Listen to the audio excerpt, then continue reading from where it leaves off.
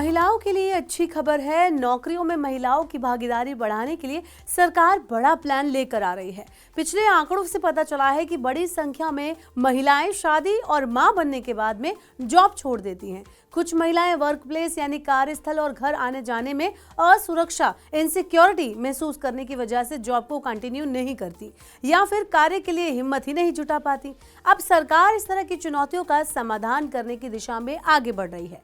इस प्लान के तहत वर्क फोर्स यानी कार्यबल में आधी आबादी की भागीदारी बढ़ाने के लिए महिलाओं के लिए फ्लेक्सी वर्क सिस्टम का नया फ्रेमवर्क बनाया जा रहा है। श्रम सचिव सुमित डावरा की अगुवाई में गठित समिति वर्क फोर्स में महिलाओं को बढ़ावा देने के लिए तरीकों की स्टडी कर रही है।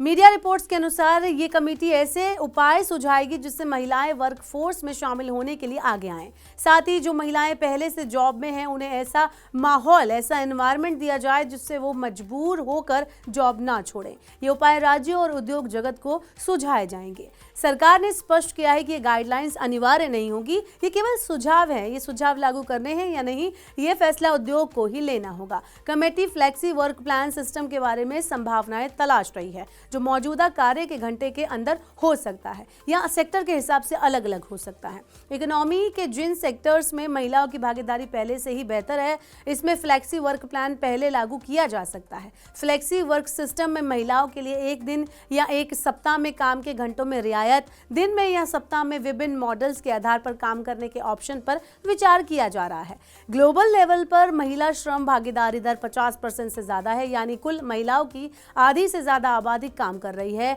या जॉब की इच्छुक है। पुरुषों के मामले में यह आंकड़ा 80% है। भारत में यह दर औसत के काफी नीचे 37% है, जबकि पुरुषों के लिए यह 77.2% है। सरकार का मानना है कि पारिवारिक जिम्मेदारियों के कारण महिलाएं कार्यबल से बाहर हो जाती हैं या औपचारिक नौकरियां लेने से बचती हैं। नेशनल फैमिली हेल्थ सर्वे के मुताबिक भारतीय महिलाएं कुल आबादी का 48% हिस्सा होने के बावजूद देश की जीडीपी में 18% योगदान दे रही हैं। अगर रोजगार के क्षेत्र में जेंडर गैप को दूर कर दिया जाए तो महिलाओं के योगदान में 30% की वृद्धि हो सकती है।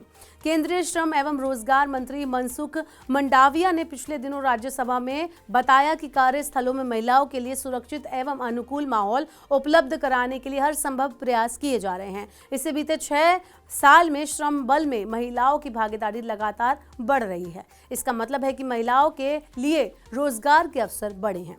अब सरकार की कमेटी से महिलाओं के सामने आने वाली कुछ चुनौतियों का समाधान के लिए एक ब्लूप्रिंट तैयार करने की उम्मीद है, जिसे ट्रांसपोर्ट बढ़ाने और पब्लिक ट्रांसपोर्ट में सुधार के उपाय शामिल हैं। सरकार की ये पहल महिला सशक्तिकरण को बढ़ाने के लिए असंगठित क्षेत्र में कार्यरत महिलाओं को सामाजिक सुरक्षा का लाभ सुनिश्चित करने पर भी सुझाव दे सकती है। इस लाभ में प्रोविडेंट फंड यानी कि पीएफ और ईएसआई और पेड लीव की सुविधाएं शामिल की जा सकती हैं। दरअसल सरकार ने साल 2047 तक भारत को विकसित राष्ट्र बनाने का लक्ष्य रखा है। इसके लिए 30 लाख करोड़ रुपए की इकोनॉमी का टारगेट है। द नज इंस्टीट्यूट की रिपोर्ट के मुताबिक इस लक्ष्य को हासिल करने के लिए 14 लाख करोड़ रुपए का योगदान देना होगा। इसके लिए साल 2047 तक महिला श्रम बल भागीदारी दर यानी LFPR को 37% के करीब दोगुना बढ़ाकर 70% की करने की जरूरत है। श्रम मंत्रालय की कमेटी इसी लक्ष्य को हासिल करने के लिए सिस्टम बनाने पर काम कर रही है। ये कमेटी स्टेक होल्डर्स के साथ इस मुद्दे पर कई दौर की चर्चा कर चुकी है।